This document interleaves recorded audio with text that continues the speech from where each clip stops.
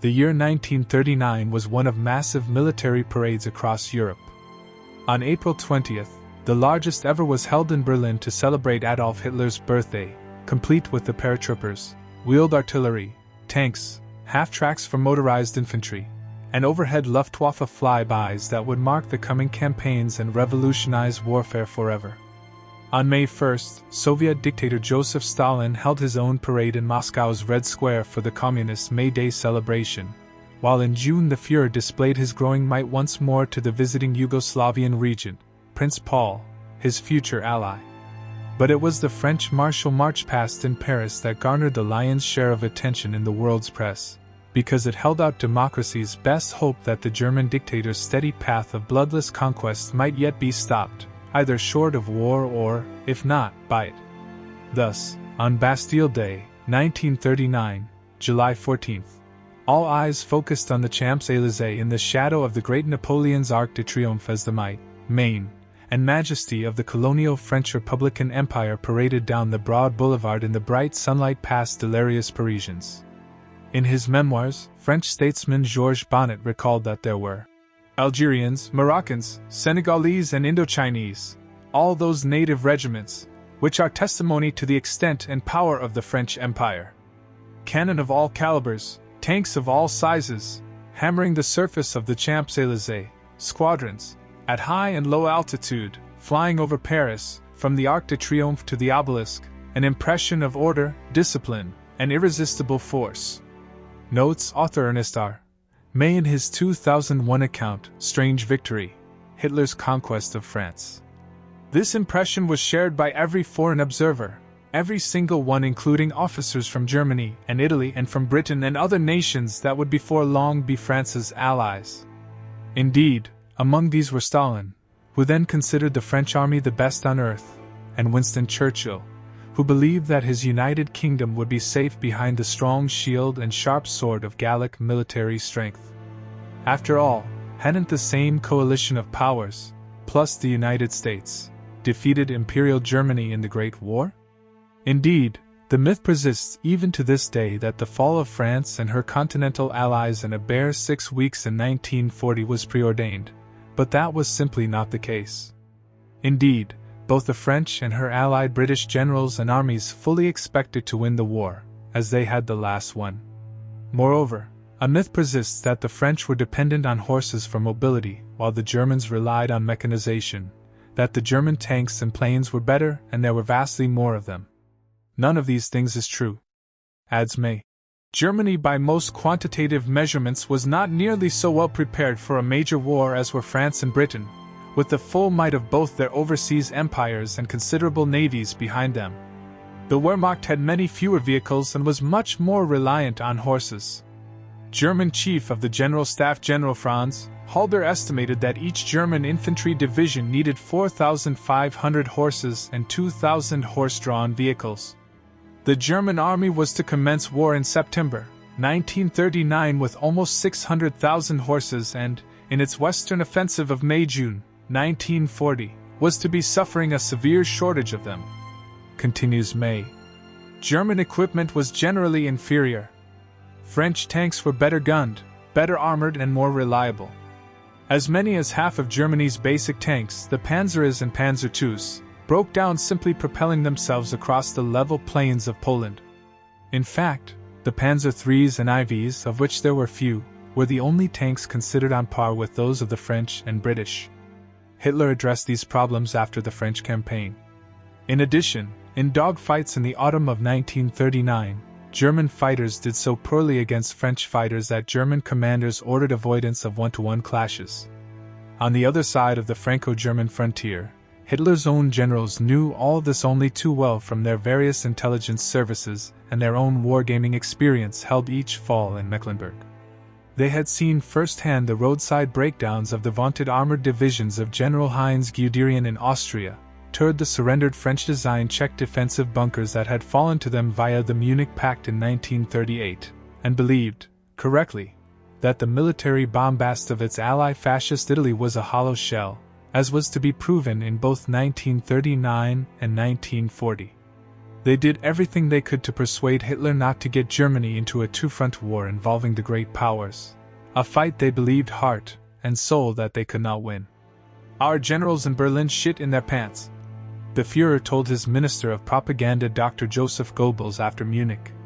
To give Hitler his due, if the defeats of 1943 to 1945 were his, so were the victories of 1936 to 1942, particularly those of that seminal year in modern warfare, 1940, on both a political and military level. As a practicing politician since 1919, he was correct in assessing that neither France nor Britain wanted another world war, and would dither harmlessly while he overran Poland, which he did during September 1 to 27, 1939. Notes May. If Allied leaders had not believed France and Britain to be militarily at least a match for Germany, exasperation would not have sufficed to produce declarations of war on behalf of Poland. In fact, and as May points out, it was their respective peoples and not the governments of the two Western Allies that demanded war with the Third Reich, so impressive had the Bastille Day parade been on their collective psyches. France and Great Britain declared war on Nazi Germany on September 3, but then did virtually nothing after that to effectively aid Poland. This was the first great mistake of what has come to be called the phony war, or Blitzkrieg, on the Western Front. While the Blitzkrieg, lightning war, crushed Poland, the armies of France should have invaded the German Saar and Rhineland regions, and the British Royal Air Force should have launched a full-scale air offensive against the Third Reich as later happened from 1942 on, but they did neither. Believing they were safe behind the vaunted Maginot Line, the Allies left the striking initiative to Hitler, a fatal error. They constructed their joint strategy around a planned invasion of Germany in 1942, but Hitler struck them first. In addition, they had hoped, and not without justification, that a coup within the Reich itself might topple either Hitler alone or the entire Nazi regime on the thorny issue of the Great Power War. On October 6, in a speech before the Reichstag, Hitler offered England a way out of the war that had been declared on behalf of a Poland that no longer existed. But First Lord of the British Admiralty Winston Churchill had already rejected that position 5 days earlier. He said, "Directions have been given by the government to prepare for a war of at least 3 years. It was for Hitler to say when the war would begin, but it is not for him or his successors to say when it will end." What did Churchill mean by that last cryptic line? Behind the scenes, and either with or without Hitler's approval, his number 2 Nazi and designated successor, Luftwaffe Chief Hermann Göring, had been secretly negotiating with the British through Swedish businessman Birger Dallerus to stop the fighting. Göring even let it be known that he was prepared to do this if Hitler himself was overthrown. Was this far-fetched? On November 9, a bomb exploded near the lectern of the Führer's annual Beer Hall Putsch commemorative speech at Munich's Berger Braukeller.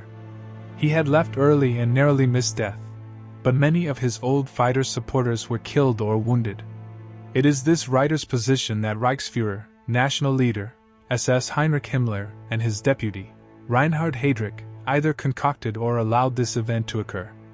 Himmler hated the Nazi-Soviet pact and wanted war with the Soviet Union, not the West. Neither Göring nor Goebbels wanted any war at all. On the 12th, Hitler met at the new German Reich Chancellery in Berlin with the Commander-in-Chief of the German Army, Colonel General Walther von Brauchitsch, whom he had appointed to office in February 1938.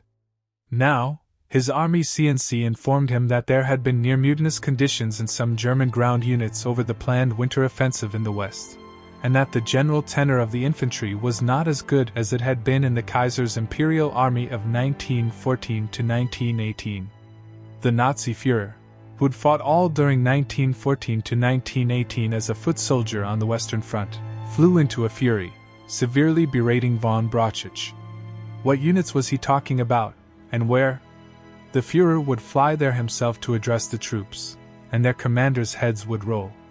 Not for him another 1918, when the German army had mutinied and the combined actions of the generals in the field, and the Republicans at home had overthrown Kaiser Wilhelm II.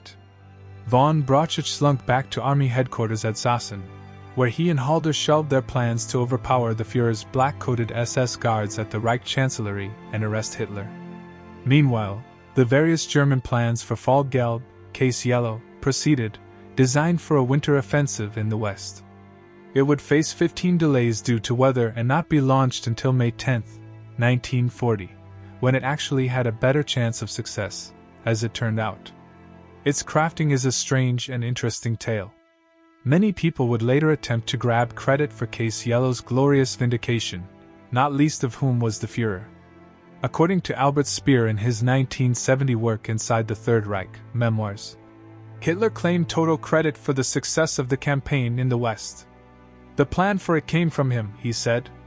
I have again and again, he told us, read Colonel de Gaulle's book on methods of modern warfare employing fully motorized units, and I have learned a great deal from it. His reading also included the book Infantry Attacks by the Future, Desert Fox, Field Marshal Erwin Rommel, who commanded the 7th Armored Division in France, as well as Achtung, Panzer, by tank theorist Guderian, who, in turn, read the works of the British tank writers J.F.C. Fuller and Captain Basil H. Liddellhart. Overall, the planning process for Case Yellow ran from October 1939 into February 1940.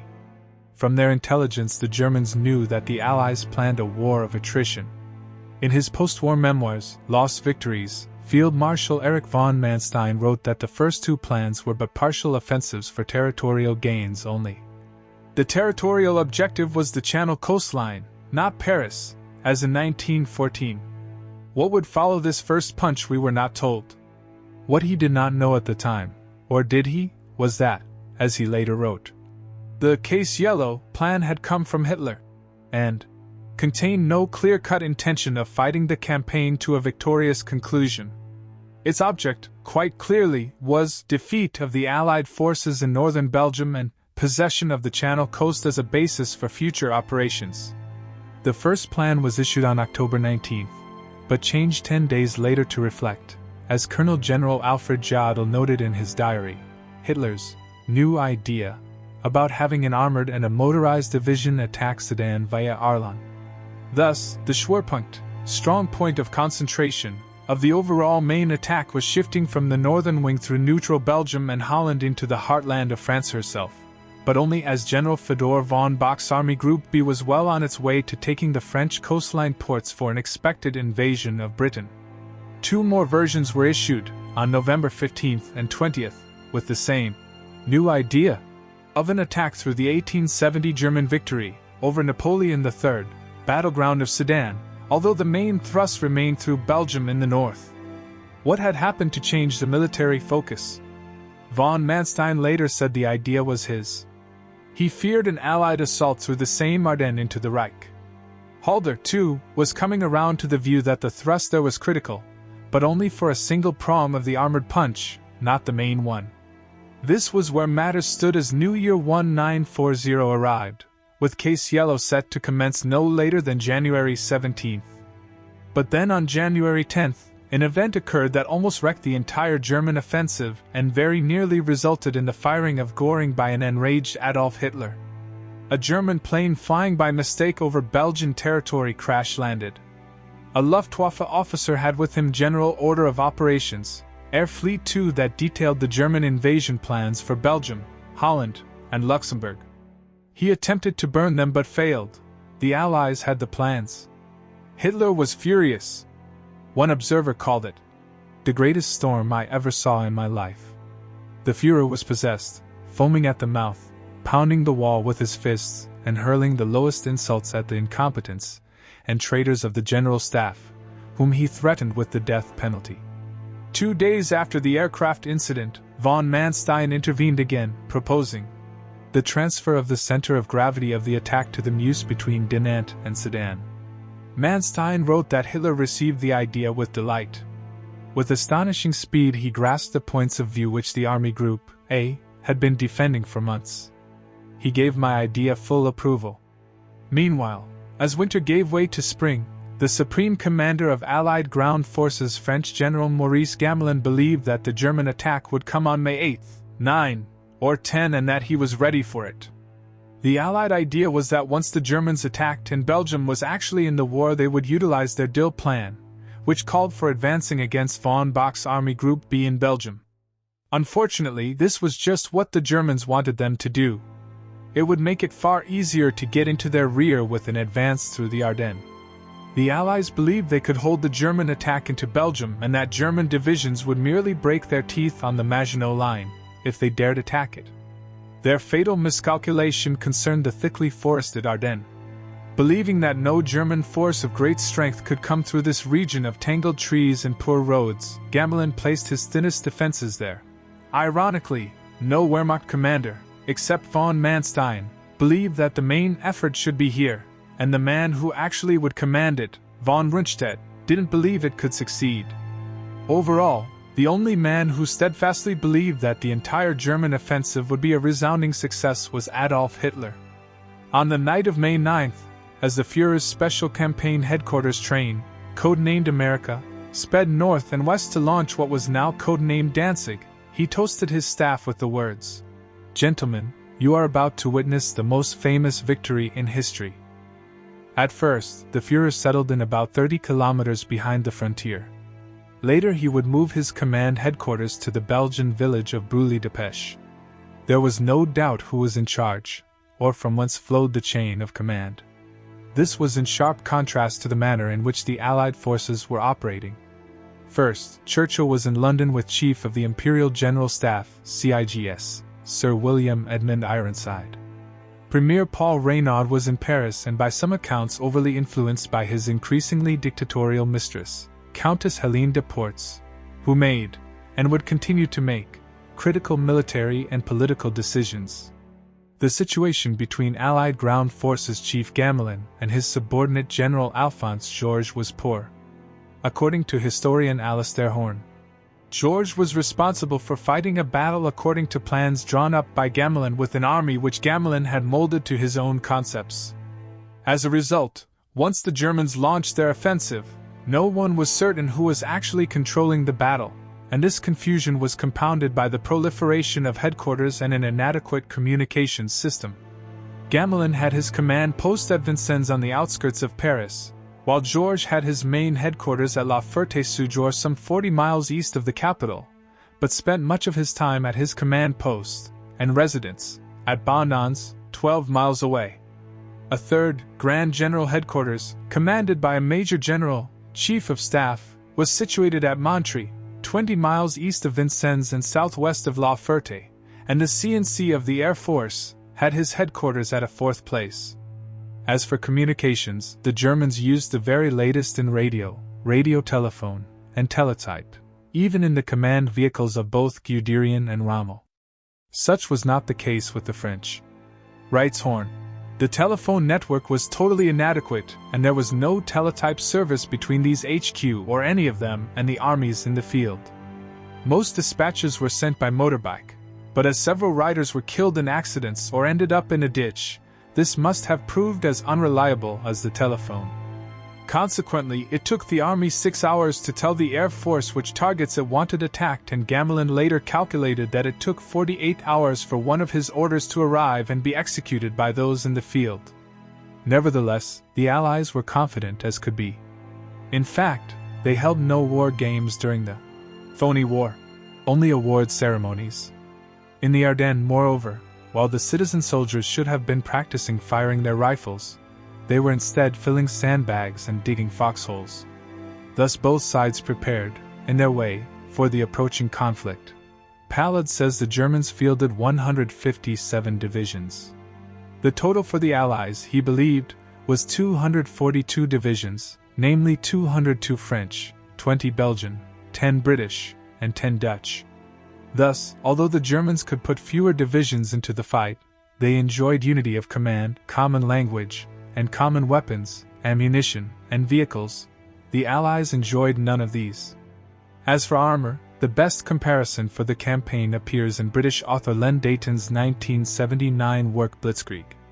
In 1939, he states that France had 260 20-ton Somua S-35s, 959.8-ton Renault R-35s, 311 32-ton Char B-1 tanks, considered the best, 545 Hotchkiss H-35 11.5-ton tanks, and 276 Hotchkiss H-39 12-ton tanks.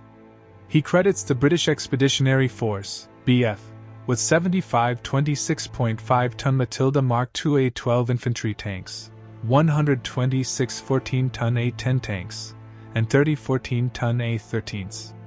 Against these Dayton says the Germans boasted 1,095 9-ton PZKW2s, 388 19.3-ton PZKWIs, 410 9.7-ton Czech-built PZKW38s, an unknown number of Czech-built 10.5-ton PZKW35s, and 278 17.3-ton PZKW-IVs.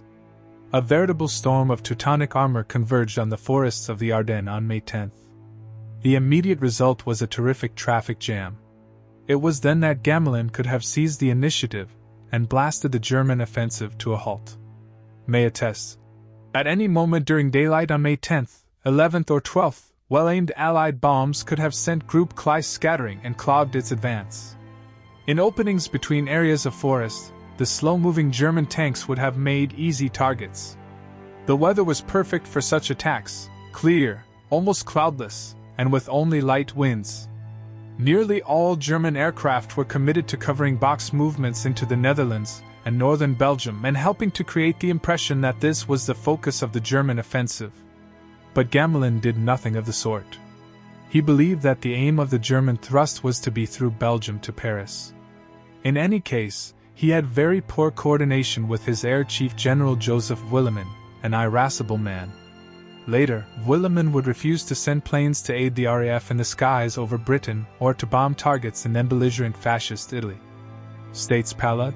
While the French fighter pilots were well trained and motivated, their mounts, though not obsolete, were no real match for the Luftwaffe's Messerschmitt 109, just as Colonel Charles Lindbergh had said in 1938 to 1939.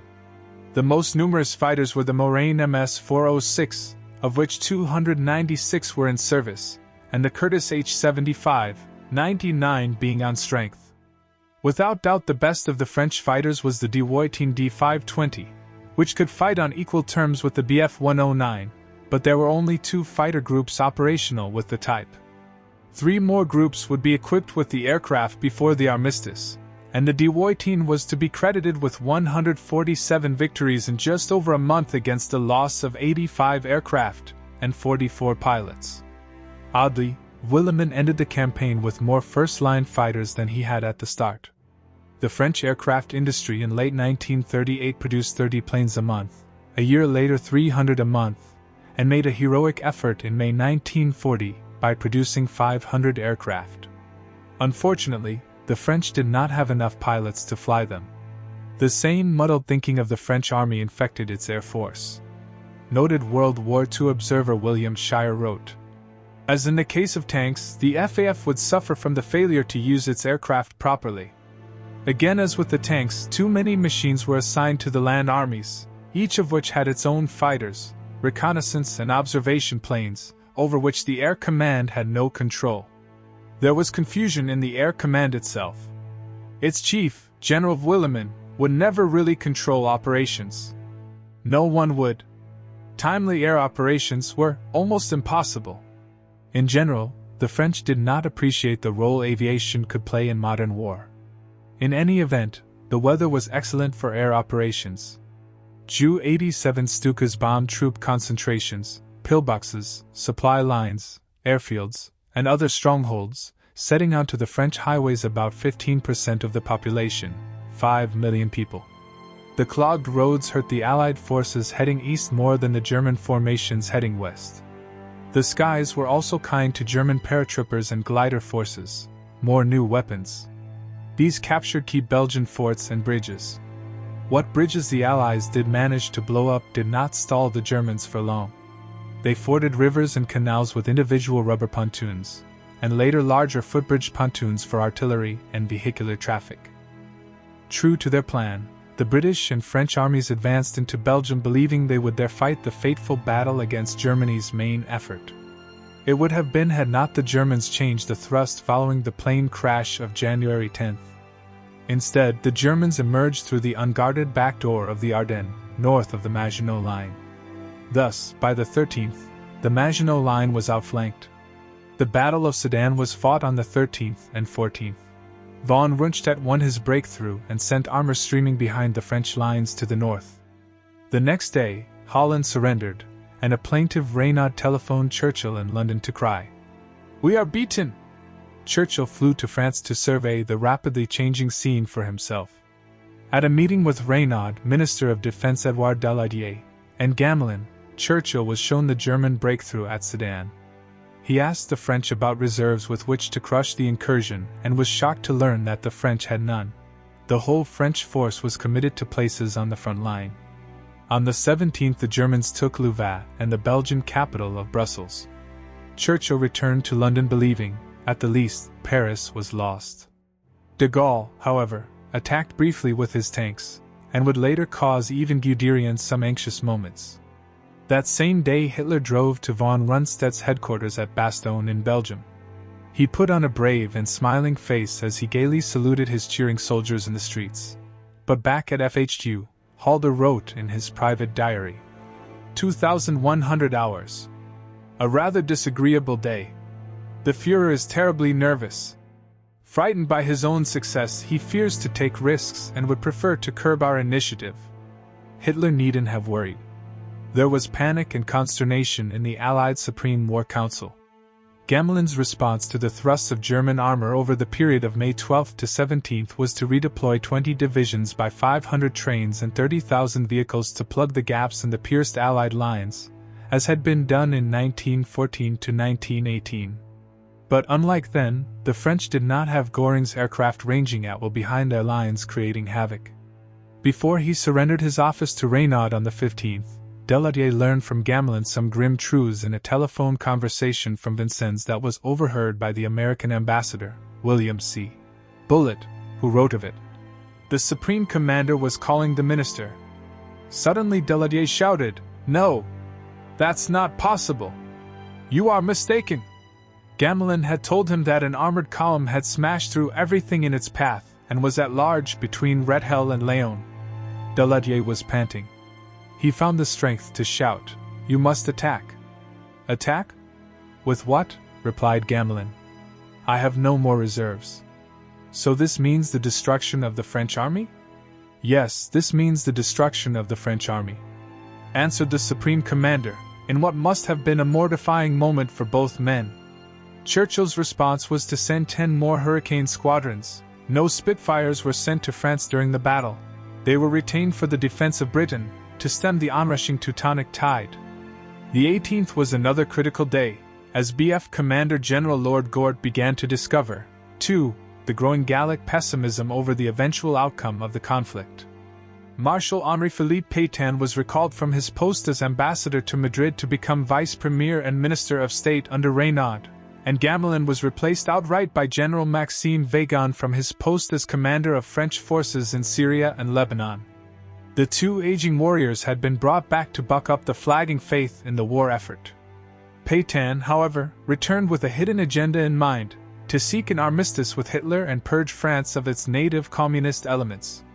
On the 19th, General Giroux of the 9th French Army was captured by the Germans.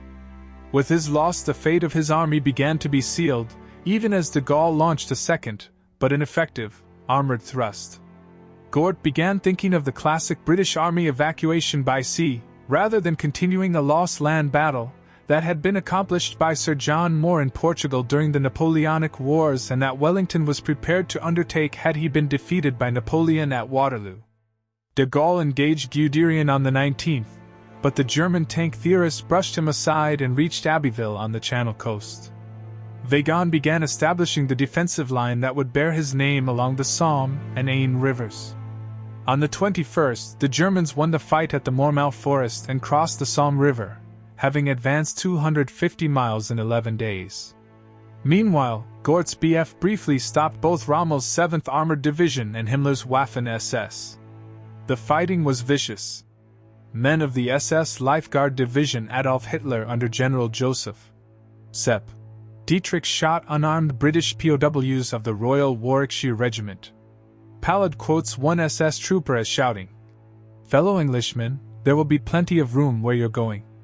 He also asserts that men of Rommel's 7th Armored may have massacred French Senegalese soldiers from Dakar for resisting too long.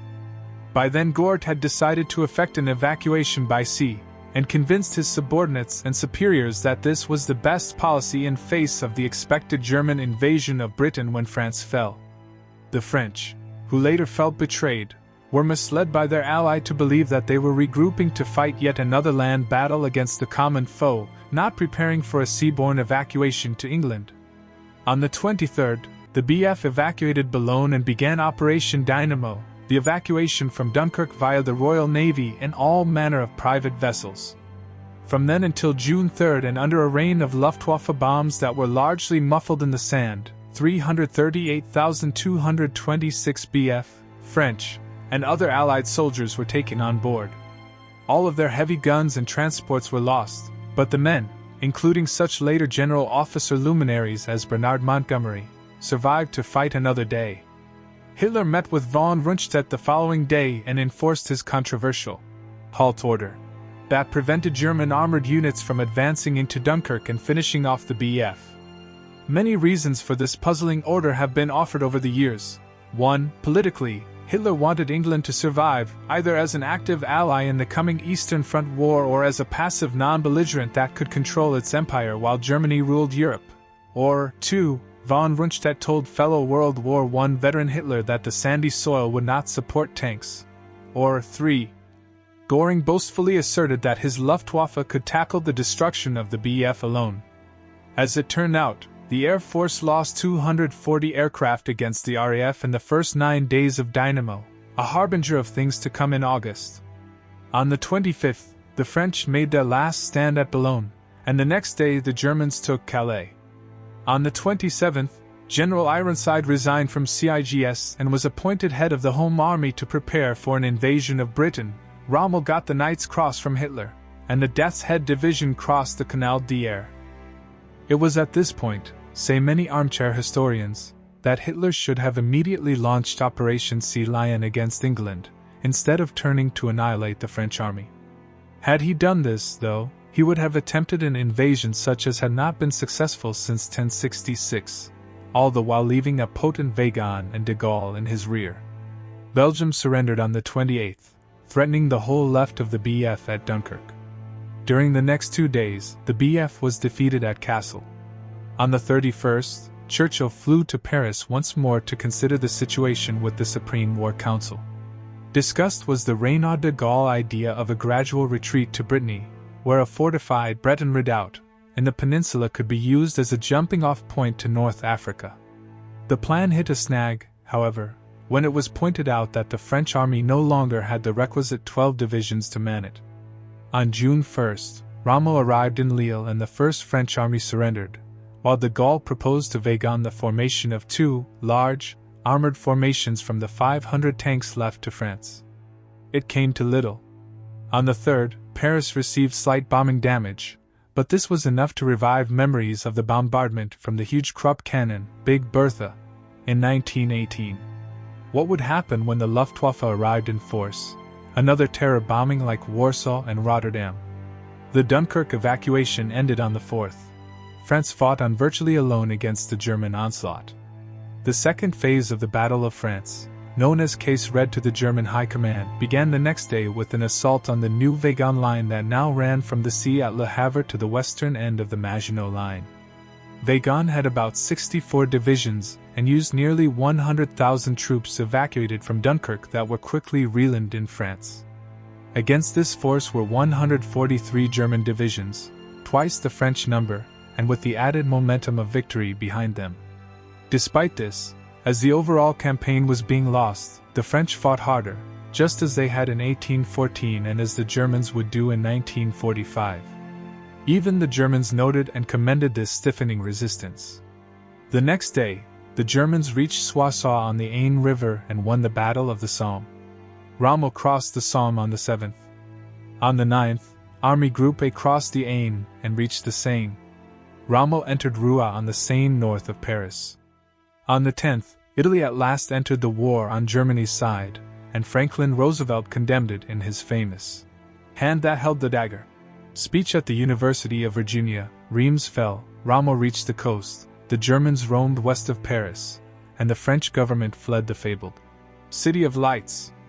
While Churchill met with Reynaud at Briare during June 11th and 12th, the Germans established bridgeheads across the Marne. As Churchill returned to London, Rommel was accepting the surrender of an entire French corps at St. Valery, and Guderian reached Chalons-sur-Marne. On the 13th, the Germans broadcast surrender terms for the French. General Hermann Hoth drove on Normandy, von Kleist headed for the Massif and central Burgundy, Guderian thrust eastward, and von Leeb sent von Witzleben to attack the Maginot Line at last.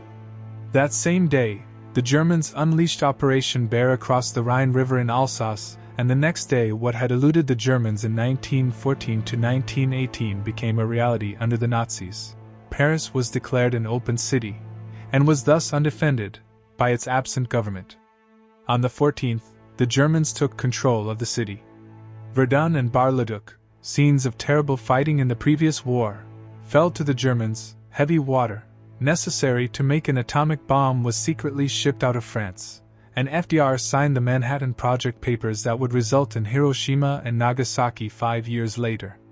Both Dijon and Besançon west of Switzerland were taken on June 16th, and Churchill proposed his Franco-British Union idea that would have allowed the two colonial empires to fight on as one even if metropolitan France fell. Reynaud's cabinet rejected it. Weygand convinced Pétain that England would soon be defeated. Someone at the French High Command said that, "In 3 weeks, England will have her neck wrung like a chicken."